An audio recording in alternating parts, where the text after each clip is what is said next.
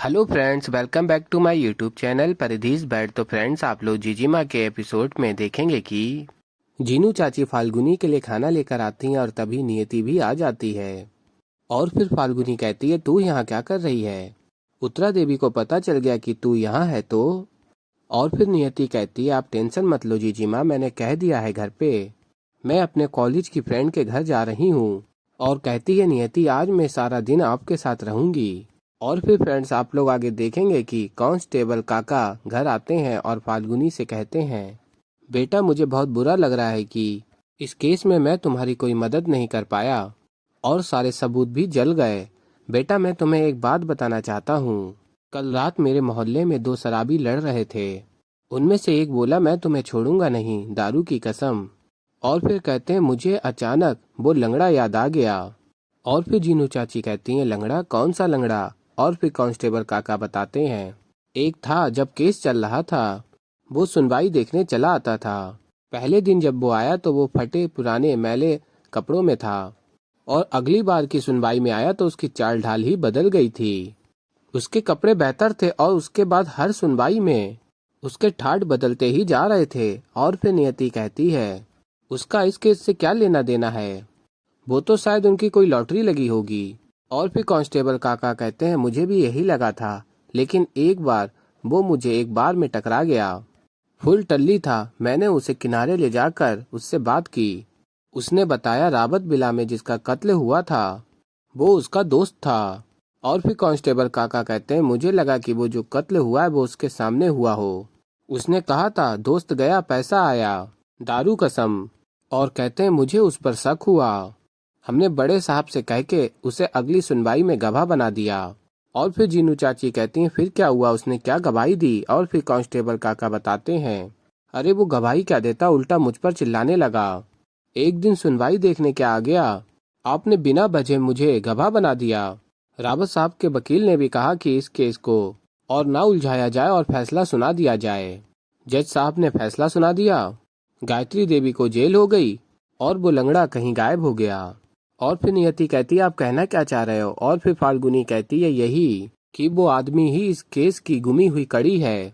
वो केस के दौरान अमीर हुआ क्योंकि वो इस केस का एक जस्मदीद गवाह था जिसे मुंह बंद रखने के लिए पैसे दिए गए होंगे। और फिर कांस्टेबल काका कहते हैं, बिल्कुल सही फाल्गुनी, अगर वो लंगड़ा हमें फिर से कहीं मिल जाए तो असली मुजरिम के खिलाफ हमें एक और सबूत मिल सकता है। और फिर फाल्गुनी कहती है, आप और क्या क्या जानते हैं उसके बारे में, बताइए ना। और फिर कांस्टेबल काका कहते हैं, हाँ उसका नाम शंभू था और वो अमहुआ गांव का रहने वाला था। हाँ मुझे अच्छी तरह से याद है, उसने कहा था कि पैसे से उसने अमहुआ गांव में अपनी कोठी बनवाई है। और फिर कांस्टेबल काका कहते हैं, देखो जो मुझे मालूम था मैंने बता दिया, अब मैं चलता हूँ। और फिर फ्रेंड्स, आप लोग आगे देखेंगे कि फाल्गुनी कहती है, अमहुआ गांव का नाम तो मैंने भी कई बार सुरेश के मुंह से सुना है। इस गांव को रावत टेक्सटाइल ने अपना लिया है।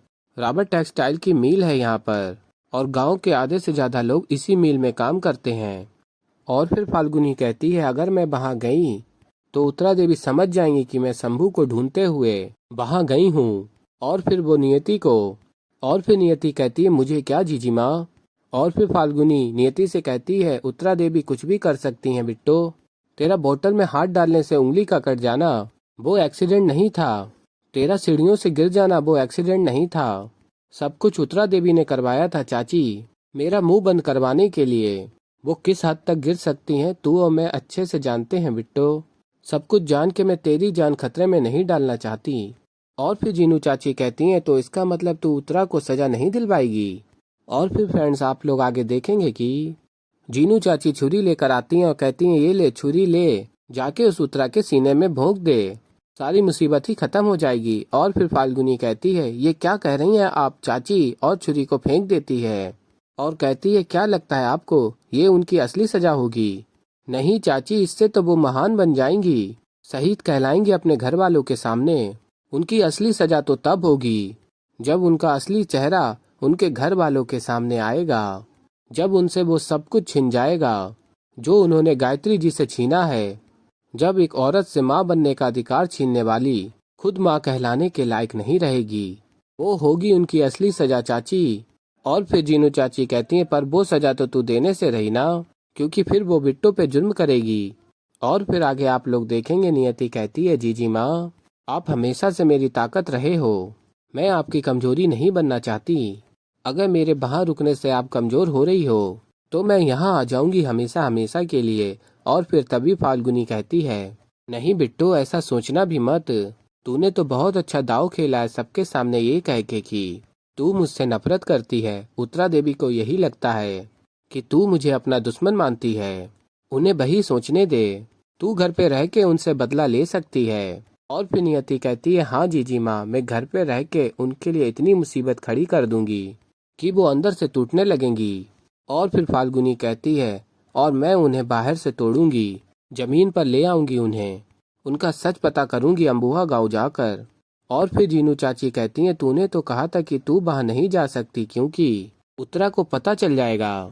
और फिर फाल्गुनी कहती है तो फाल्गुनी वहां नहीं जाएगी चाची।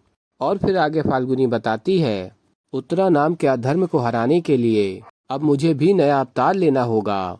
और फिर फ्रेंड्स आप लोग आगे देखेंगे कि उत्तरा देवी सोम के साथ गाड़ी में जा रही होती हैं और कहती हैं सोम, अम्बुआ गांव के आसपास तुम्हें जो भी अच्छी जमीन लगे देख लेना, 10 एकड़ की जमीन होनी चाहिए नए प्रोजेक्ट के लिए, और वहां के सरपंच से बात कर लो, उसे थोड़े पैसे दे दो ताकि वो उस जमीन को बंजर साबित करे और हमें वो जमीन गवर्नमेंट से सस्ते में मिले।